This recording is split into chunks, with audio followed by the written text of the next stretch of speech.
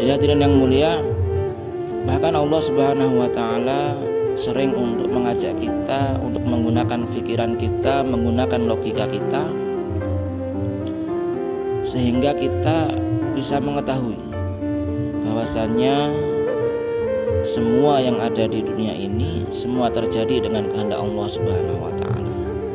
Jadi semua adalah Allah yang ciptakan, dan semua pun diatur dan bergerak dengan kehendaknya Allah Subhanahu wa taala.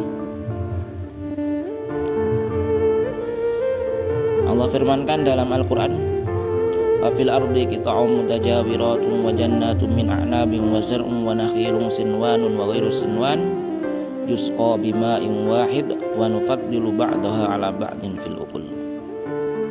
Allah firmankan, di bumi itu terdapat bagian-bagian yang saling berdampingan. Wa jannatun min a'nab, terdapat kebun-kebun anggur.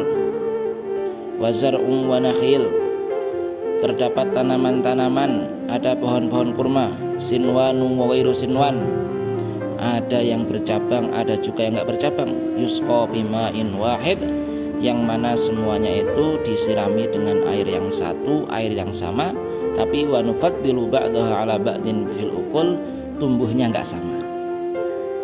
Wa nufaddilu ba'daha, kami lebihkan satu tanaman ke atas tanaman yang lain. Bapak yang mulia, di sini Allah Subhanahu wa taala mengajak kita untuk berpikir.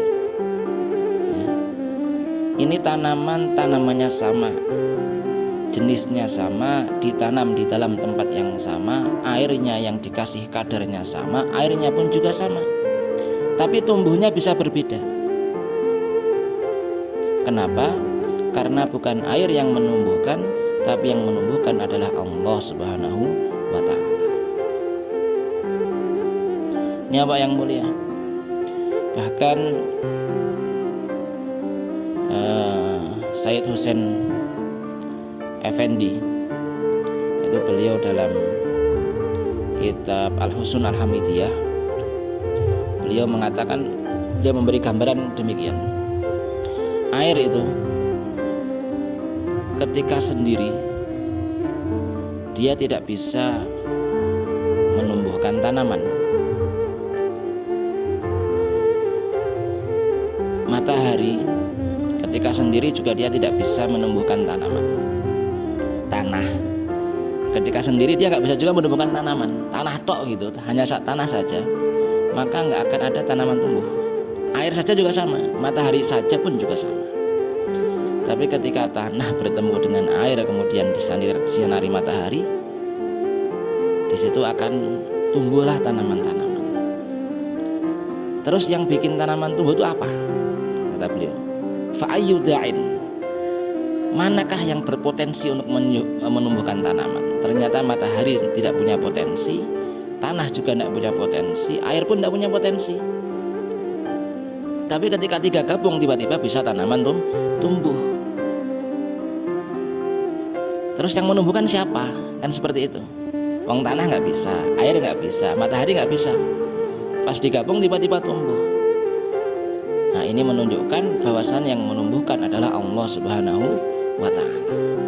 Jadi tumbuh sesuatu itu ada karena Allah adakan.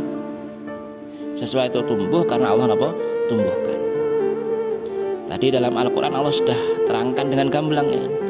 Kalau memang yang menumbuhkan itu air atau yang menumbuhkan itu tanah, maka harusnya tanaman di tempat yang sama, dengan tanaman di tempat yang sama, hasilnya pun sama. Tapi nyatanya enggak. Tanaman di tempat yang sama disirami dengan air yang sama, ya kan? Airnya pun kadarnya juga sama, siramannya seperti itu. Tapi tumbuhnya bisa berbeda, ya. Bahkan ada yang kecut, ada yang manis, ya kan? Ada yang pahit, padahal tempatnya sama. Kalau Ibnu Katsir itu bahkan beliau terangkan dalam kitab beliau tafsir Ibnu Katsir itu kurang lebih gini: fahada fi ghayatil halawah wa da fi ghayatil humudah wa da fi ghayatil mararah wa da asfun wa hada adbun wa hada jam'un baina hada wa hada. summa yastahilu ila ta'min akhar biidnillah wa hadha asfar wa hadha ahmar. Itu terus beliau teruskan sampai akhirnya beliau katakan apa? Wa hadha min a'dhamid dalalat 'ala al-fa'ilil mukhtar alladzi bi qudratihi fawata bainal asya' wa khalaqaha 'ala ma yurid. Perbedaan-perbedaan ini, satu tempat tanahnya sama, ya kan, airnya sama, ya kan? Tapi ada yang manis, ada juga yang kecut, ada juga yang pahit, ada yang tawar, ada yang campuran, ada yang warnanya kuning, ada yang warnanya merah, berbeda-beda, padahal tempatnya sama.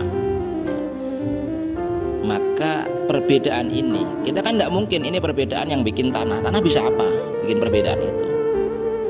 Perbedaan ini semua adalah termasuk dalil yang paling besar ke atas kekuasaannya Allah Subhanahu wa taala, ke atas otoritasnya Allah Subhanahu wa taala. Bahwasanya Allah memang mempunyai otoritas penuh tanpa batas. Seperti itu. Alladzi bi qudrati fawata bainal asya, yang mana dengan kudrahnya Allah bisa membedakan di antara sesuatu. Jadi ini mau jadi apa terserah Allah, mau jadi seperti apapun terserah Allah. Wa khalaqahu 'ala ma yurid, dan Allah menciptakan sesuai dengan apa yang Allah inginkan. Ya kan?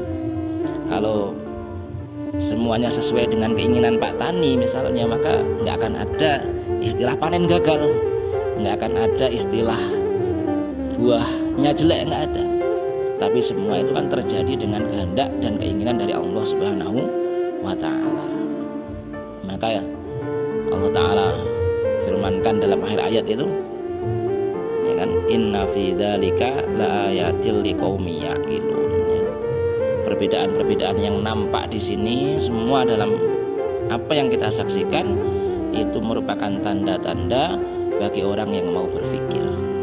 Nah, ini jadi Allah itu berkali-kali bahkan menyuruh kita untuk menggunakan pikiran kita supaya kita tahu bahwasanya memang hanya Allah Subhanahu wa taala yang mempunyai kuasa mutlak, kuasa penuh atas semuanya.